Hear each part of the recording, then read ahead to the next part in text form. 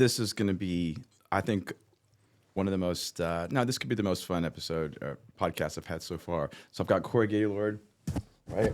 We're going to talk finance. We're going to talk golf. We're going to talk about all the fun things. And it's cool to have a little perspective, have a little background.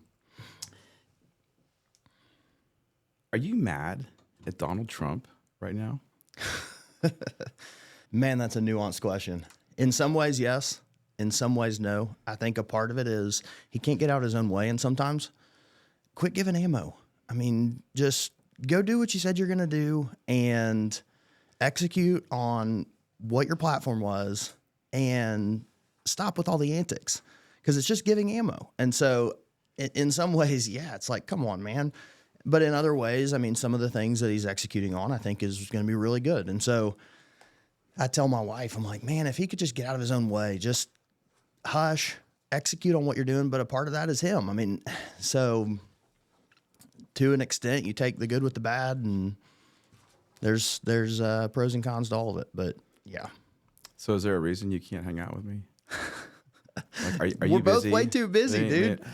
3 kids for you, 2 kids for me. We're all in sports. And I mean, heck, you were in Orlando just this week. And so, I mean, we're all over the place, and we try and do what we can for the golf course. But when it's poor weather, you can't do a whole lot. We're encroaching on our season. It's sneakily here. I'm cautiously optimistic because we all know the weather in the Mid-South here could be absolutely fantastic, and spring has come, or it could be 30 next week. I thought they were calling for a vortex to come back and freeze everything up one more time. It wouldn't surprise me. One of my favorite times of year, I love it when you see the ads for the Masters because it's that time before the spring when everything's turning. Hello, It just means things are coming to life. It's the growing season. Chattanooga completely changes. I mean, the trees go from looking like they're dead to creating this sort of amazing backdrop. And again, it's golf season, it's sports, it's all the things. And so this is one of my favorite times of the year. Gonna miss Arnie Palmer this year. We would be out of town every weekend this month with sports, and you and I are both doing that. And I'm having a blast. What are the boys getting into right now? So we just finished up basketball and indoor soccer. This spring, I'm actually really excited because Beck and I were talking through what the boys are going to do, and Christopher, our 4-year-old, couldn't really figure out what he wanted to do, and so we're going to take a break with him, and I'm excited for that because all we're going to have this spring now is club soccer for our oldest. So John Scott, he'll be 9 next month. He is thriving in that world, and he's loving soccer. He's working his tail off. He's getting really good. So that's all we're going to have. So we're going to have a lot more free time than we have in a while. And for both Beck and myself, I think kind of this is going to be a season of slowing down a little bit and really evaluating where our time needs to be invested. And I think it's going to be a lot of fun. But Christopher's taking a little bit of a break. With the new house, we've got a wooded area in the back, and so we'll probably send him out there a bunch, and that'll be his sport for about the next 6 months is go play in the woods. But John Scott, he's really pressing into soccer and loving it. He wants to play golf this year too, though, so we'll see. I love that. I wish I had the opportunity to have the knowledge and the enthusiasm, your expertise to raise, maybe James in golf, but he's chosen a different path. Let me switch gears for a second. So savings all times low, credit all time high. Yep. Are we screwed? We as in me and you, or we as in a country? Country. Because I think that's where personal ownership over your financial picture is more important than ever right now. As a country, I think there's a lot of problems. A lot of them, in my opinion, are social issues that present themselves in finance, that present themselves in fitness, that present themselves in family. There's a lot of I think we're not necessarily talking about the actual problem if all we're talking about is the balance sheet, but I think personal responsibility is the biggest issue right now, and finance being one area that people have got to start paying attention. And I get it. Things cost more. I get it that it can be a little bit difficult, but at the same time, you've got to figure it out because there's really no other alternative, right? And so I think that's where, as a country, there's plenty of problems, yes. But I think the biggest issue is people have got to more than ever press in and take ownership over their own future more than anything else, because there's plenty of noise. There's plenty of problems that you could blame it on. And if that's all you do, then you're going to look up in 5, 10, 20 years and be in the same or worse spot. But if you take the alternative and you take ownership, you can flip that. And I think that it starts one by one. And if more and more people take ownership over their own life, whether that be from a fitness standpoint, a family standpoint, a financial standpoint, things will start to change. So let me go back to family for a second. Yeah. Harriet and I are a team, and I love that. We are opposites from the standpoint of like how we approach things, right? Like I'll be leadership, vision, pushing forward. I see a lot of that in you. And Harriet's logistics. Yep. And she's the shepherd, and she's my balance, because I'd probably be in jail. Right? Tell me about the dynamic between the two of you, because just like Harriet and I, you guys work together, have different roles, but both equally as important. How was the working relationship? So I think how you described that's absolutely spot on for us as well. We're almost identical to you guys in that regard. Becca always likes to say that I'm the gas pedal and she's the brake. Oh, I'm stealing that. So she likes to say that I'm the gas if I'm very analytical in my decision making, but once a decision has been made, I'm very quick. And sometimes she supports a lot of it, but sometimes she can kind of challenge that in a healthy manner, and it's really good for us. But from a business perspective, it's been fantastic because with our transition last year, I'm in more of a leadership role, helping grow a firm versus us just running our individual practice, just the two of us. Totally different. And it's a completely different ballgame. And so for me, it's really positioned me to be in that leadership, growth, visionary capacity, while knowing that I have somebody that is absolutely incredible on dotting the I's and crossing the T's. Covering the back end. Yes. I mean, I know that the ball is never going to get dropped. And so when I'm in client meetings or when I'm in interviews or when I'm meeting with other advisors or whatever it may be, I know that anything that we have told clients that needs to get done is getting done because she's going to handle that. And so it's very similar from a personality standpoint to you guys, where I'm go, go, go, go, go. What's the next thing? What's the next mountain? What's the next goal? What's all of that? And she's very much the tactician and making sure that everything actually happens along the way as well. I think it's a disservice to not bring up golf, because I think it leads into the way that I see you parent. I see the way you approach your business. I see the way you approach being a dad. Like it just permeates through all the things that I know to be Cory Gaylord. And it's also how we met. And True. so, but I love the idea of having been an All-American, right? Like that. It's just as you're a kid, it's kind of like, it's the bottom of the ninth and bases are loaded kind of thing. And you're in the backyard and you're pretending, or whatever the case may be.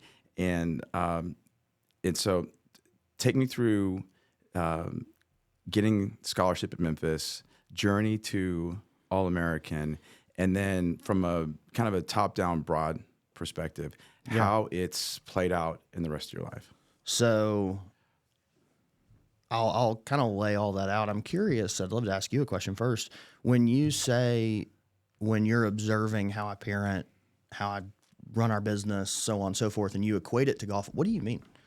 So, like, what are you seeing when you say that? Because it takes a tremendous amount of discipline. It takes focus, right? You operate in like a machine. Like it's resilient, and it's impressive to maintain that level of output and focus, because that's what it takes to be a business owner. That's what it takes to be a parent. I mean, you just can't for a second literally take your eye off the ball, because whether it's your child's out in the woods and you see him pick up a machete, or you know what I mean, or if it's a compliance issue, there's about to be a trade correction or something, and you have to be on high alert at all times. It's fair, and it takes and on top of the awareness, the ability, I think, to consistently deliver at an extraordinarily high level. Got it. Okay.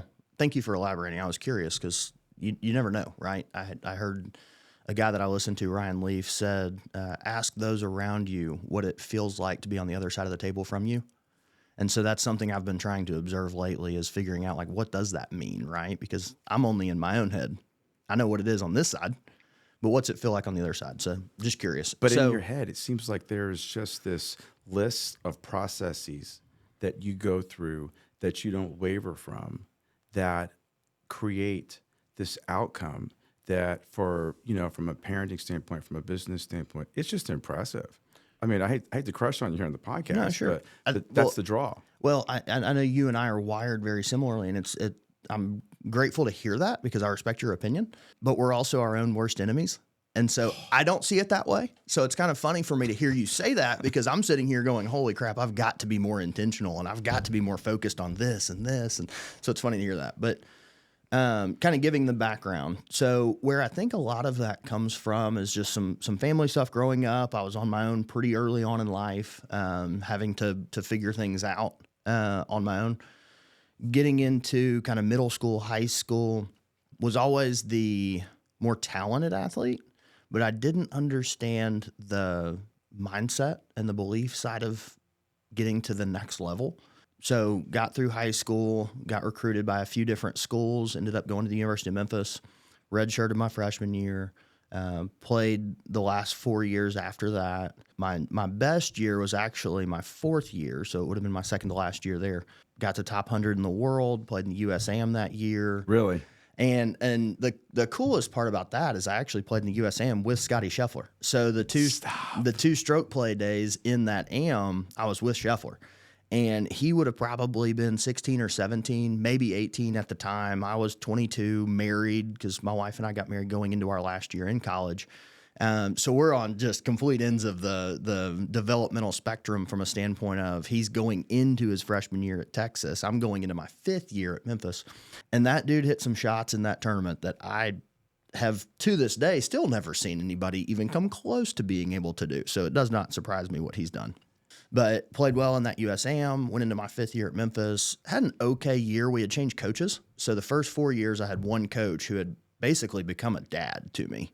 Then he left to take the job at Kansas State, which has been incredible for him. We had a new guy come in, just very different.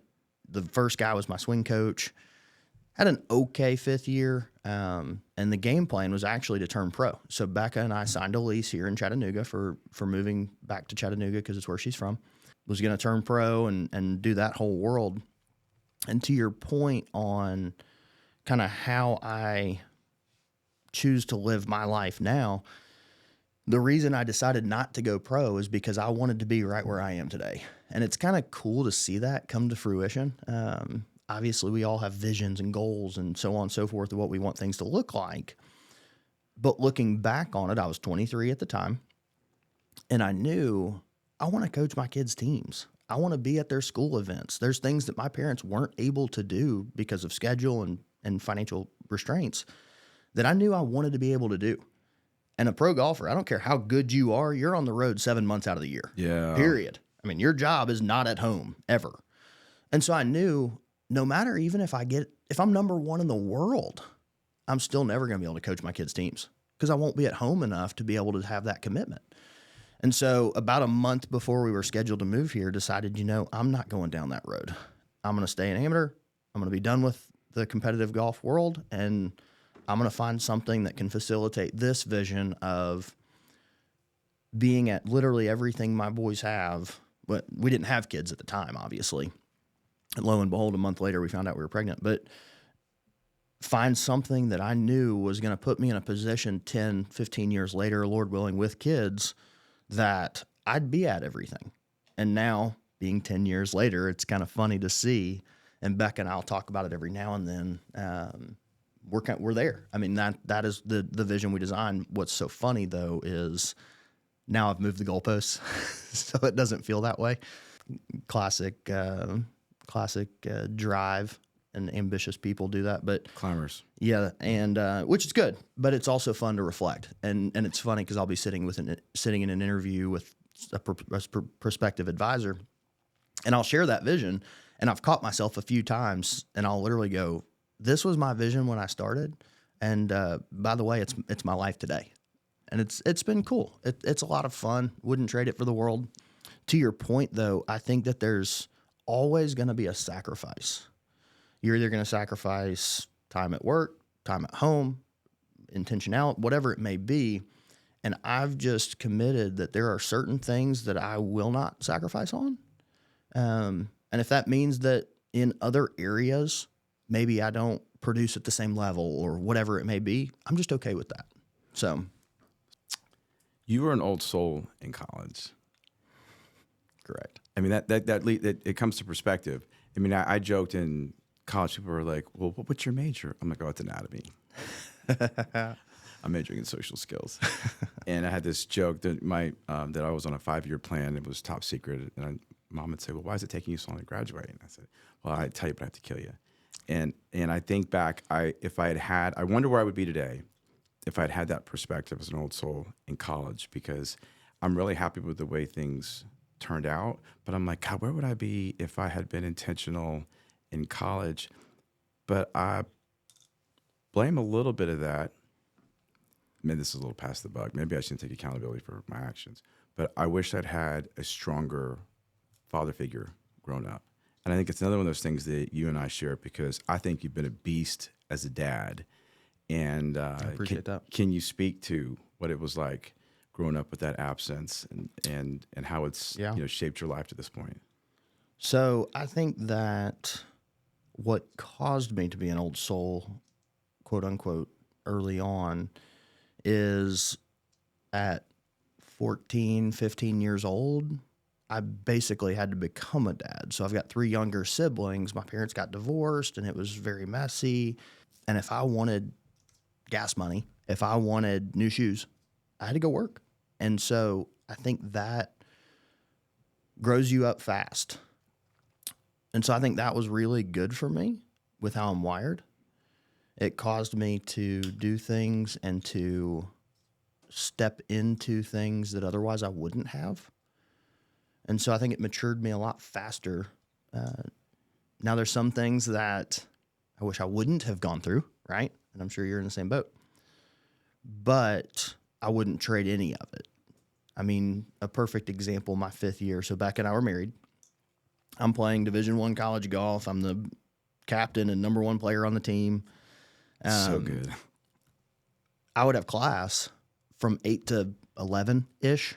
Well, we'd have workouts before that. So we'd have workouts at 5 or 6 a.m., class from 8 to 11. I would go valet at the high-end restaurant from 11:30 until 1 because I had to make a little bit of money, go straight from there to practice, to then back home to have dinner with Becca, and then rinse and repeat the whole next day. And on the weekends that we weren't traveling for golf, I was valeting from 3 or 4 in the afternoon until midnight on events. And so, I mean, I was working not quite full time, but pretty much full time while also Division I golf and school. And so you just have a level of responsibility that you just have to embrace. And I think that goes one of 2 ways. You'll see some people that does not do well for them. And you'll see for other people, it helps develop them a lot faster. And I'm thankful. I don't think there's anything I did on purpose, but I'm thankful for what those years did for me. So full transparency, happy client. Good. Right. What's it mean to work with Cory Gaylord when it comes to finances? You have the other baby, right? Like, you know what I mean? If you think about like the kids and babies, so what's it mean to work with Cory Gaylord? That's something Beck and I have really been trying to identify and be able to pinpoint. I think the biggest thing that I tell people is in our world, almost every advisor's got access to all the same information. So if my value add is I'm going to outperform the next guy, or our portfolios are going to have higher rate of return, or whatever it may be that's performance-based, I'm going to let you down eventually. Or the market's going to, right? It may not necessarily be me, but something will. And I think the biggest thing that I want people to feel from working with me and Becca and our team, because it's growing, is I don't have all the answers, and I'm willing to admit that, But you will also not find another person that cares more about you and your financial picture outside of maybe your family, because obviously that impacts them. You won't find anybody else that cares more about you as a person and your financial future than us. And we're going to go find the answer, and we're going to do it quickly. And so I think that's the biggest thing of working with us, is that we care deeply about the people that we work with. And we take it very seriously to find them the right answers and to bring strategies that are going to be the most efficient, that are going to be outside the box oftentimes. We're thinking through different things that might be a little different, but it's because we're willing to care that next little bit about their future. A lot's been made lately of the ads that I've seen on TV, and I think it was a fascinating play. I think it's gold. Is the fiduciary word? It's getting kind of thrown around, but hey, maybe they're doing it. So I think it'd be really cool to hear from your lips. What's it mean to be a fiduciary, and there could be some overlap here, and then how does that incorporate into the way you and Becca do business? So there's the legal requirement, and then there's what I would consider to be the character requirement. What I mean by that is whether we operate as a fiduciary legally on your account or not, I can assure you that our character of how we operate with our clients goes beyond the fiduciary capacity anyway.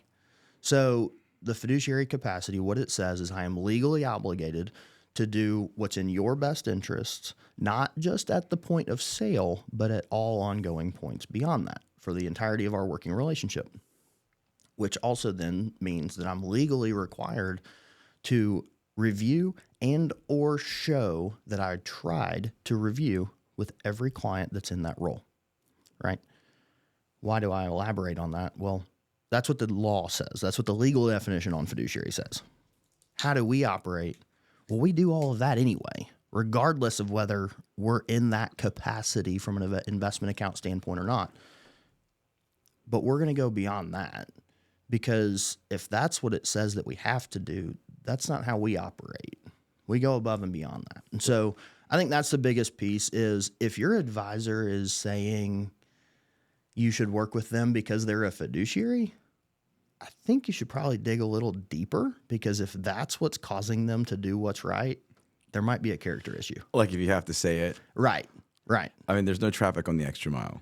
None. Correct. But you're solo. And so I think that's where a lot of people throw that around, and you'll see that a lot. And thankfully we are in a fiduciary capacity now after our transition of firms. So we don't have that issue, but you'll see a lot of advisors throw that around almost as a sales pitch. Is your advisor a fiduciary? Because if they're not, you need to come work with me. As though that means that now they're going to do what's right by the client, whereas the other advisor wasn't. And I think that's misleading.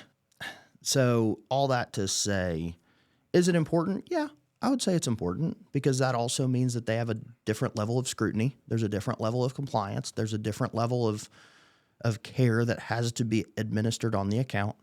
But I would say you need to be thinking about, kind of like you said, if you have to say it, then there might be a problem. I would be thinking about, well, what is this advisor doing that's not required? So I love that. That'd be my take.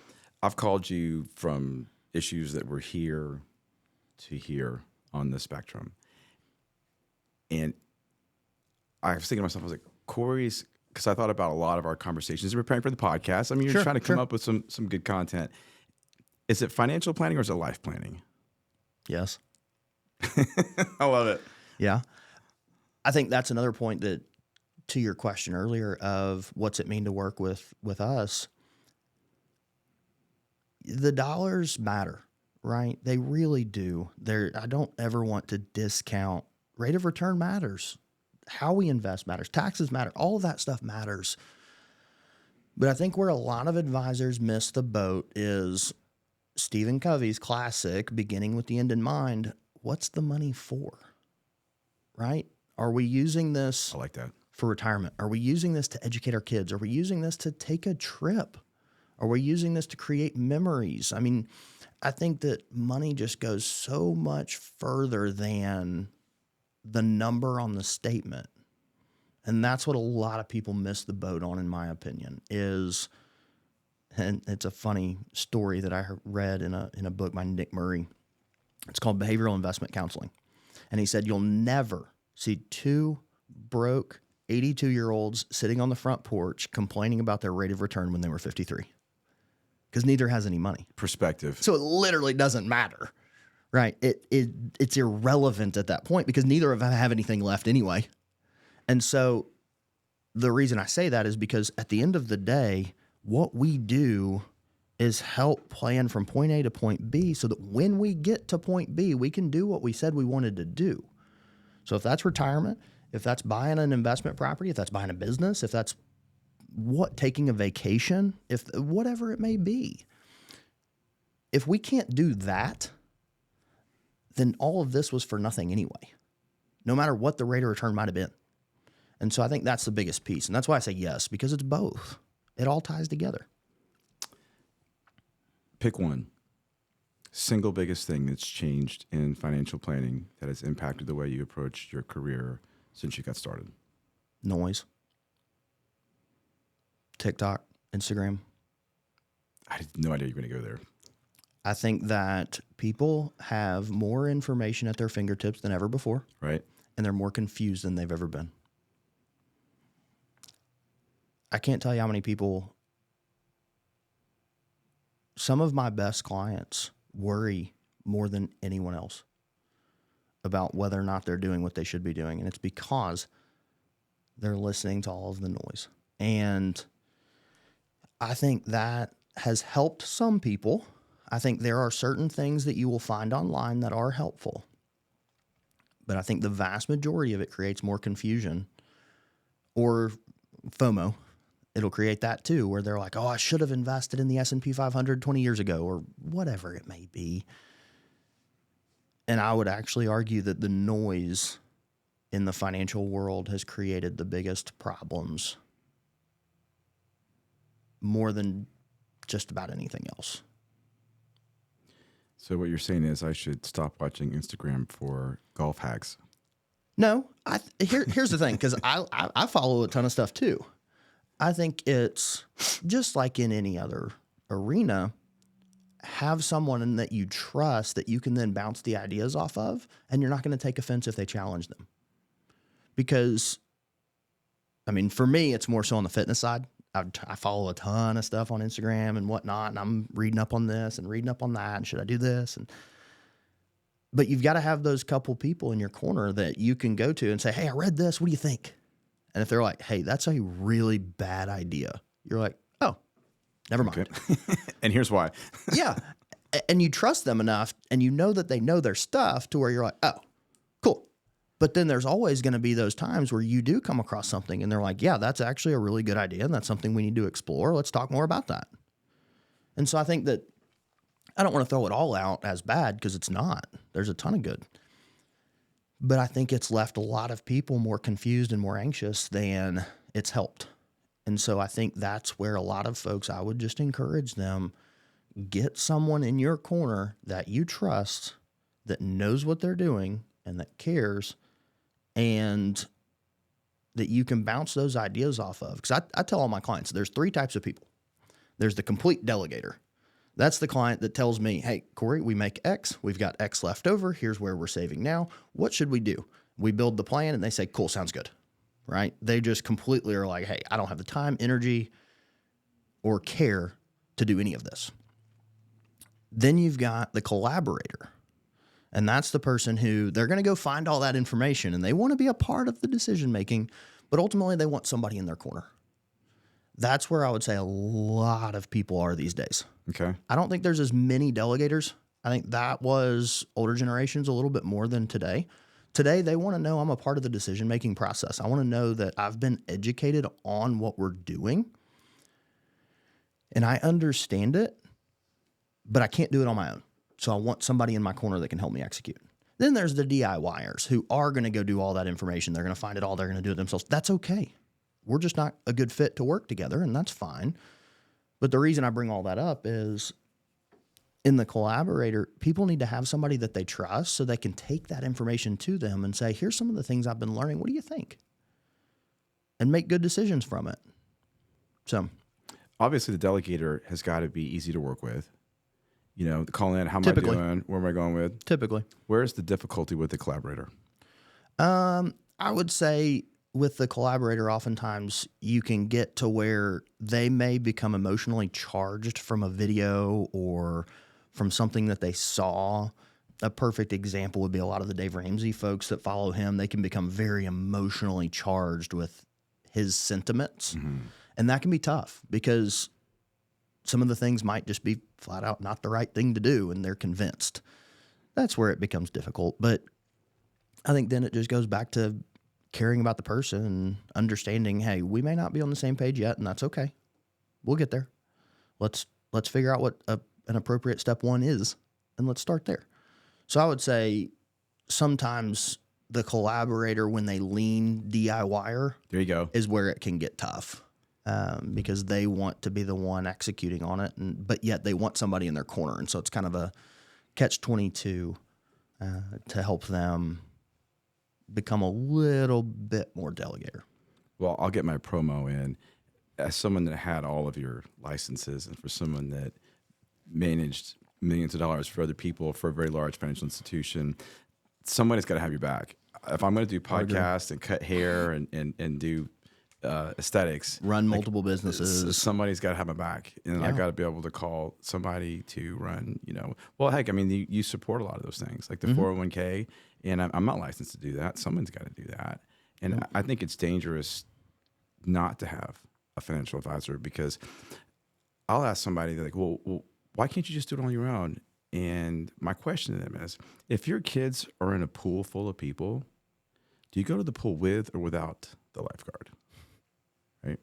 And my last lifeguard was on a cell phone. Okay. This is a dangerous proposition, right? I mean, you've got to keep your eye on the ball.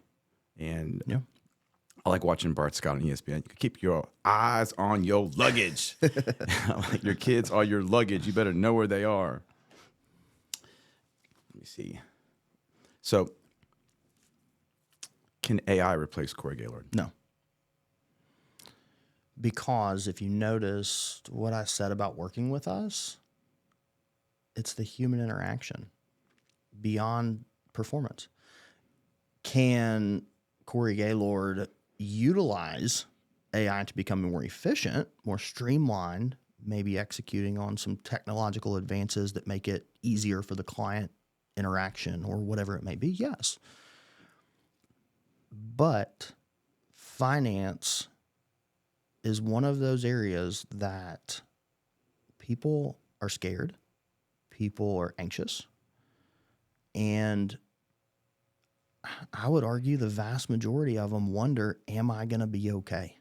A computer can't answer that question. And even if the computer can answer the question, they're still going to have the question, even after the computer's told them that, because they want to hear it from a human that knows what they're doing. So I would say no, it can't replace.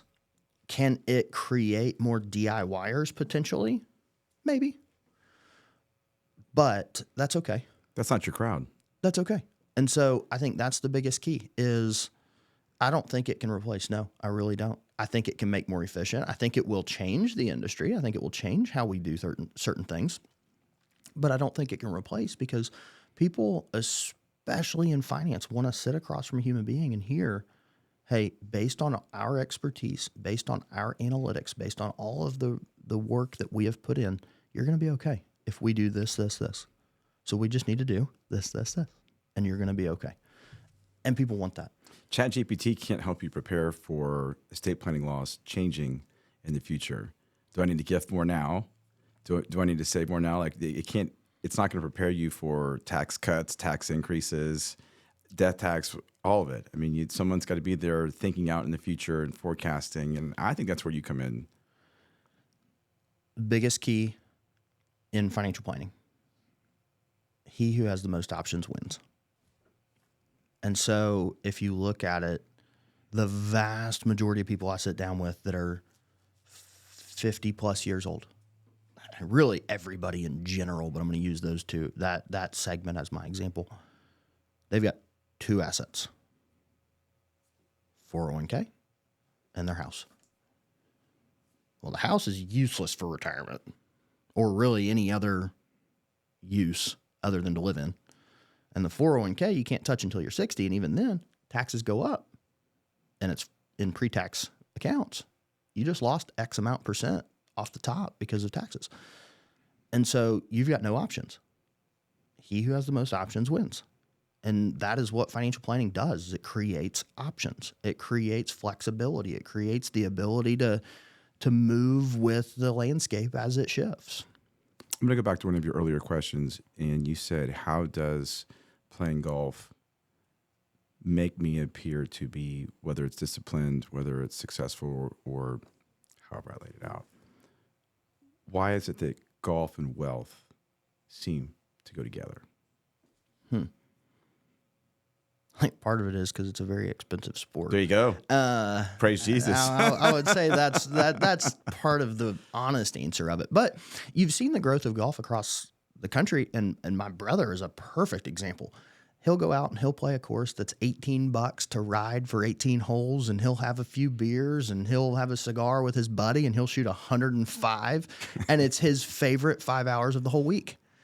And so you're seeing a lot of that these days too, which I love to see.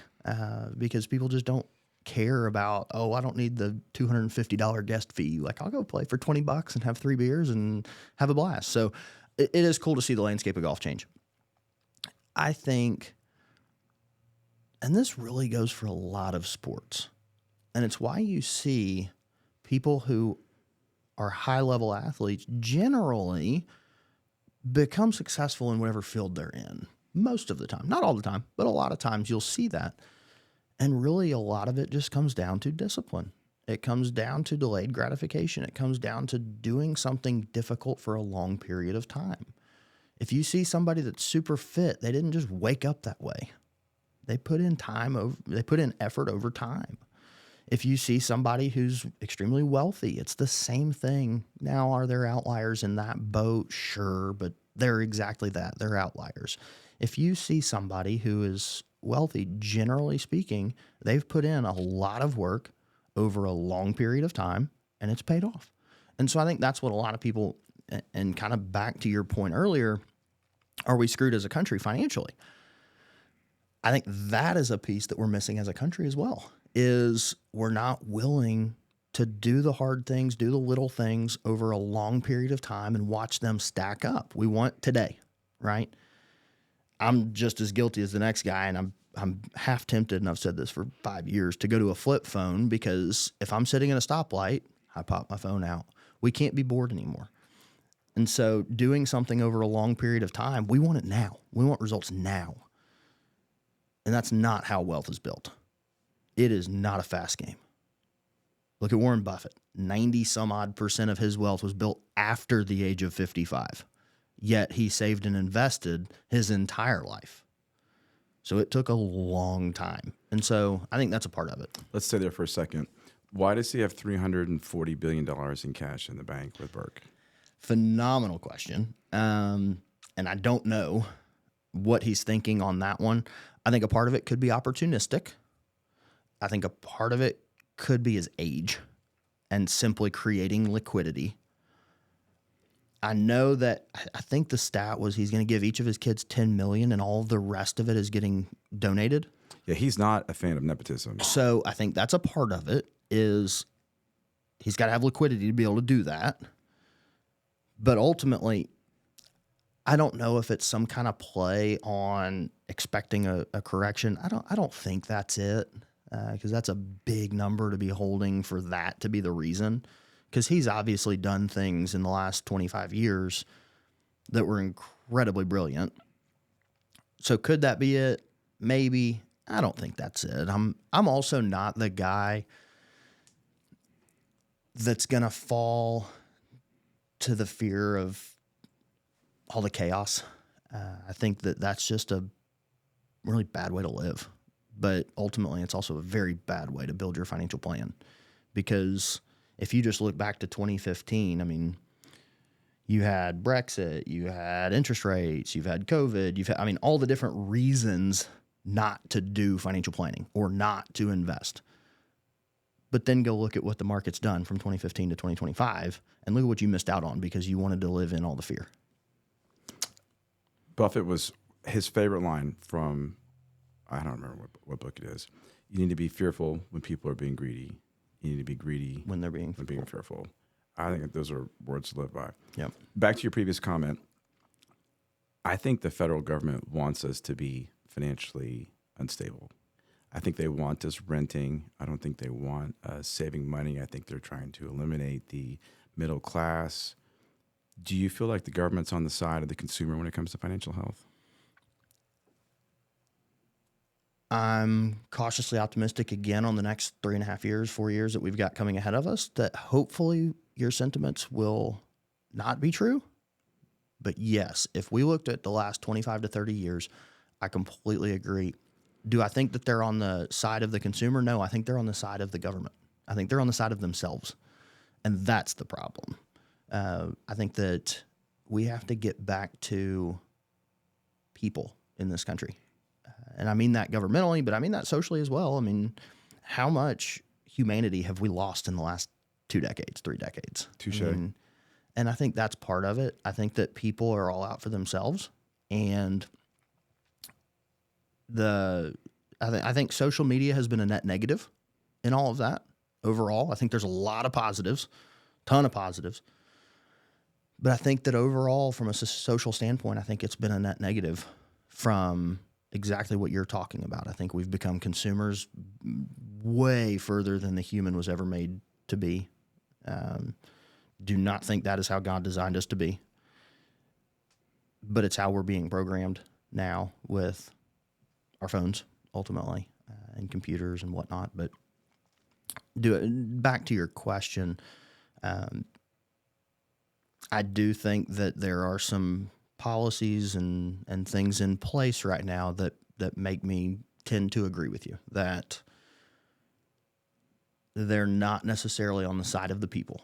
But that's also why I'm cautiously optimistic over the next 4 years of a lot of this trimming and a lot of what's going on seems to be trending towards giving the power back to the people of the country, not the government of the country.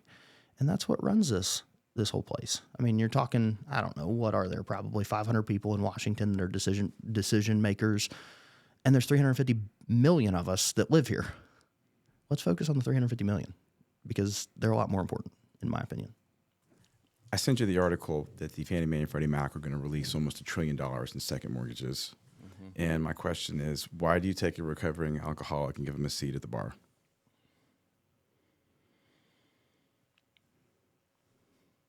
I don't know. I think that's back to my point on policy that just don't make sense. But if you also look at our government as a whole, they spend just as flippantly as the consumer does. Maybe worse. Definitely worse. It's always, I do find it entertaining. It's scary and sad, but also entertaining. When people reflect the governmental budget to a household budget and just take off extra zeros and make it more realistic to a house. And it's like something to the effect of they're putting 2x their salary on a credit card. So it's like the math is just horrible. Do as I say, not as I do. Bingo. And so I don't know. Again, I think that's where I always want to be educated. I always want to understand what's going on. I always want to understand trends and where are we headed? What do we think about the market? How's this year look? How do we look 5 years from now? Like, I always want to understand all of that stuff. But I also don't want to go so far down it and end up in that fear space, because optimism will always win. Hope will always win. Now, that doesn't mean there won't be turbulence along the way, but I think that's where what sells media: fear, anxiety, worry, clickbait, division, tension.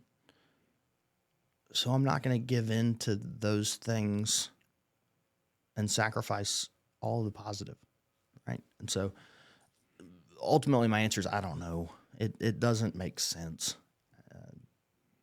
But there's also not a whole lot that I can go do today about it. And so just follow along and pay attention, basically. Do you see a housing bubble right now? It's weird because supply and demand says no. I mean, you're trying to sell a house. I'm selling my house right now, and everything and everyone and everything said it's going to fly off the market, and it hasn't. And so it's really weird because supply and demand says no. We are still at a massive housing shortage. Massive housing shortage. And it's not even close. And especially for states like Tennessee and Florida, who have net positive inflows, meaning we need even more homes to house all these people. Supply and demand says no, but cost and interest rate says yes. So I don't know, because it's weird, because to your point on our house, I would have thought that it would move very quickly, but then I think through the math of it, of the price point, the interest rate, so on and so forth. And then I think about, okay, well, what kind of an income do you need to have to be able to buy that house? Okay. And then you look at the statistics and it's like, well, there's not a million people with that income that can do that. And so then it shrinks the market. But then you look at the cost to build, and new builds are expensive as well. And so I don't know. It's weird because, again, supply and demand says no. There's a massive shortage. We need more homes. Therefore, there can't be a bubble if we need them. But the cost has gotten so high that it's hard to see it going a whole lot higher right now and still being affordable without having a bubble. And so that's a tricky one because it kind of goes both ways. If you drive from my house to your house, if they can get a porta potty on a lot, they're building. Correct. And it's apartments, Yep. It's townhomes, it's houses. Can we see a housing bubble like 2008? So would it be like 2008? I don't think so, because of the other circumstances of what created that. I think what we have to figure out, and it goes back to the spending, it goes back to so many other things. We've got to figure out how to manage cost better as a country, as a consumer, and as businesses. I think that's where a lot of people coming out of COVID, where, I mean, there was money everywhere. I mean, money was just insanely abundant, where businesses didn't run as efficiently as they probably should have because they didn't need to. They were still successful. Now we're in a point where it's kind of shrunk and tightened that back up to where people have to manage better, in my opinion, and you can't just keep passing on the cost to the consumer, because at some point the consumer is going to say, I can't do it. And I think we're getting close. Consumer sentiment's down. So I think the biggest issue right now is managing cost, getting a lot of that back under control. And I don't think '08 is likely. Supply and demand, there's just too many factors that I think keep it from doing that. It's also incredibly difficult to get a mortgage these days. Just went through that process too. And so there's a lot of checks and balances in place that prohibit it from being like that. But I could see a cost correction where you start to see houses sit on the market longer. You start to see the purchase price come back down because it's all people can afford. And so if you want to sell your house, it's going to sit there longer if you want a bigger number. And if you want to adjust, it'll move quicker. And so I think that's more than likely what we'll see than a mass correction. Single hardest decision that you had to consult a client on? It's going on right now. So I've got 3 clients. They're sisters. Dad unexpectedly passed away a little less than 6 months ago. What are the age of the sisters? 19, 21, 27. Ooh. 21-year-old's engaged. Dad won't be there now. Dad was incredibly successful. Thankfully, dotted his I's, crossed his T's. But there is 7,000 moving parts to everything that's going on, and they have no clue where to even start. And I would say that's back to my point on what it means to work with us. I'm going to roll my sleeves up for them and do whatever I have to do. And we're going to figure out how to get through all of this, not just from the financial perspective, but when that middle daughter gets married this November and doesn't have dad to walk her down the aisle,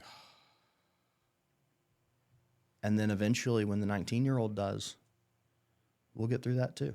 And we're going to be in their corner through that. And so I would say this current scenario is without a doubt the most difficult because of all the nuances. Like there's a lot of moving parts to the estate. But even more than the moving parts, there's 3 daughters that lost their dad. And so all of the money and all of the assets and all of the businesses and the real estate, like all of that, yeah, we got to figure that out. And I'm going to roll my sleeves up and I'm going to bring in the team that is going to come alongside them and make this as easy as we possibly can for them.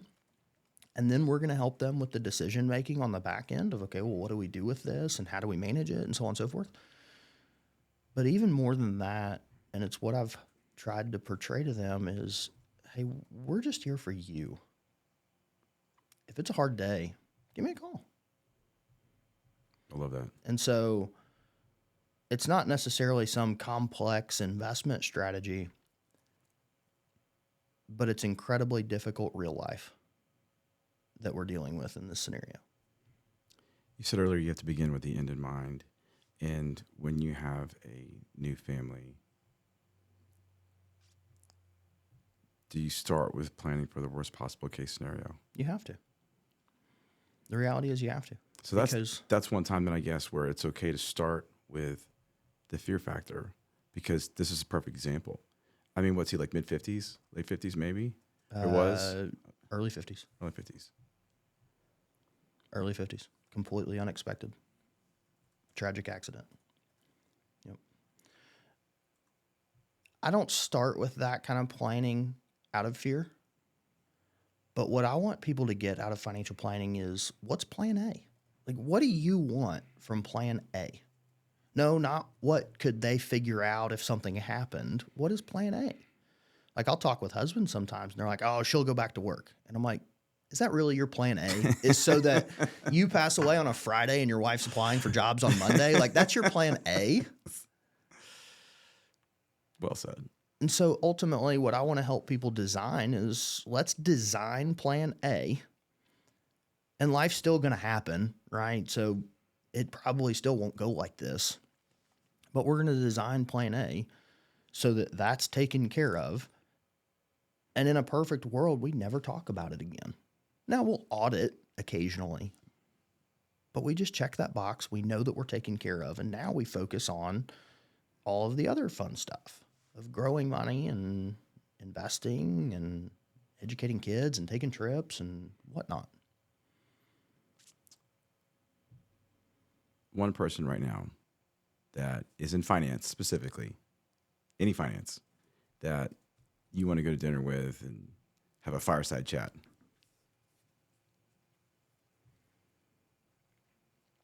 So there's a guy whose podcast I've started listening to. He's kind of somewhat in my role out in Nebraska. But in 3 years, he's built a firm of over 100 employees. And I want to say he has something in the neighborhood of 60 or 70 advisors. And he calls it Do Business, Do Life. That's his podcast name, Do Business, Do Life. Because, and this is what he tells business owner clients as well, you should be building a business that blesses your life, not takes from it.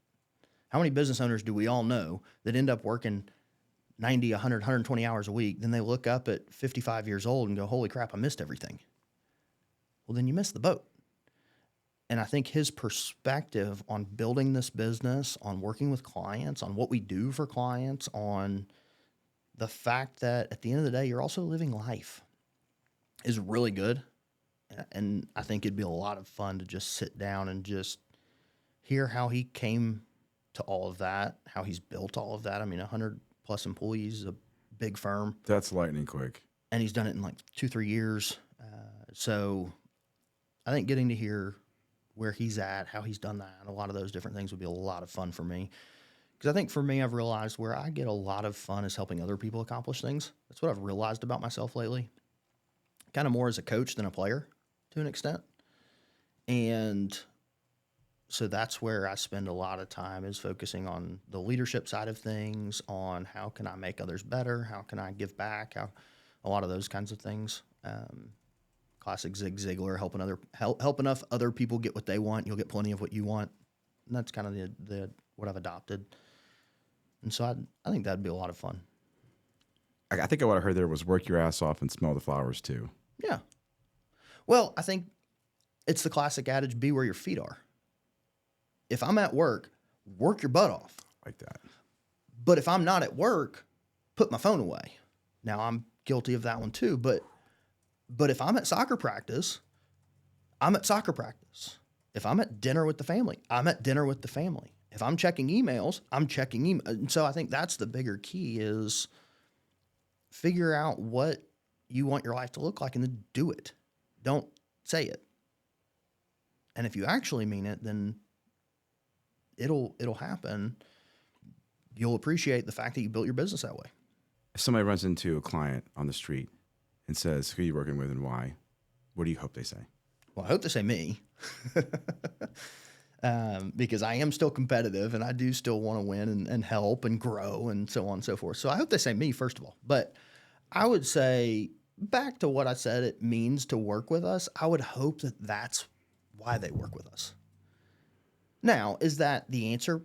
Probably not for everybody. I bet some people do like the fact that we do really good planning, or we've got good performance, or I'm sure some people do appreciate that. But I would like to think that if somebody ran into a client of ours on the street and said, hey, who's your advisor?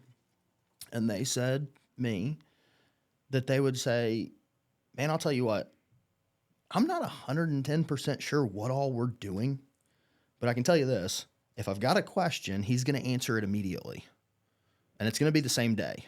Or he's going to respond and say, I don't know the answer, but I'll get it to you today or tomorrow. And I'll get it to him fast. And two, I know that guy cares about me like crazy. And so he's going to do whatever it takes to see me be successful. I would hope that's their two answers. Could be some overlap here, but I'm okay with it. Somebody runs into one of your advisors and says, what's it mean to work with Cory Gaylord, Cory and Becky Gaylord? If it's one of our advisors, I hope that they say that I empower them to do things that they couldn't have done on their own. Mic drop. I hope that that's what they would see, is that I see things in them, that I build belief in them to do things that on their own they otherwise wouldn't have seen or done. That would be my goal. So next podcast, let's get into working out. Let's get into longevity, and then we'll get into. That's a fun one. Yeah, I think you're relentless, and I think that plays into, golf, life, parenting, all the things. Well, it all ties together. I think another adage that I steal from one of my many coaches that I've had throughout the years is, how you do one thing is how you do all things. So if I see somebody that's incredibly overweight, there's probably other areas in their life they're not exercising discipline to the extent that they should, because it's just a byproduct. That's all fitness is. It's just a byproduct of inputs and outputs. And so just like anything else. And so it's all correlated. It's all tied together. Last question. Who is somebody you would love to see on the podcast? Somebody in Chattanooga, somebody interesting. I don't care what they do. I don't care whatever. Who do you want to see? I think who would be a lot of fun. He doesn't live in Chattanooga now, but it's a man that I really, really respect, and he probably doesn't even know this, is Coach Massey. So he was the football coach at Baylor for years. Then he was the football coach at CCS for just a couple of years. I got to know him there. my wife has known his family for years. From everything I have observed and everything that I have heard of him as a leader of men, it's absolutely incredible. And I think that's the biggest thing that I admire these days is I'm not blown away if somebody has $100 million. That's awesome. They obviously did something to get there that I want to learn from. But I want to see leadership and character and others' focusedness. And that's what I really want to observe because that's different. So I'd say him. Another guy that I think does a really, really good job with that is the current UTC men's golf coach, Blaine Woodruff. So I knew him because we actually played against each other in college. And that guy, I mean, how he develops his players is really cool. And his story and who he is as a man, I just really respect that guy. I haven't told him that, and I probably should. But I really respect him, and I think that he's really, really good at what he does. So put yourself at 18 again.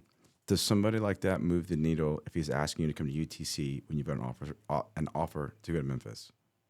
No doubt about it. Very cool. Yep. So the coolest story I've heard is he had a player. Player shanks it out of bounds. Okay, key moment. He walks up and he goes, "Hey, who cares?"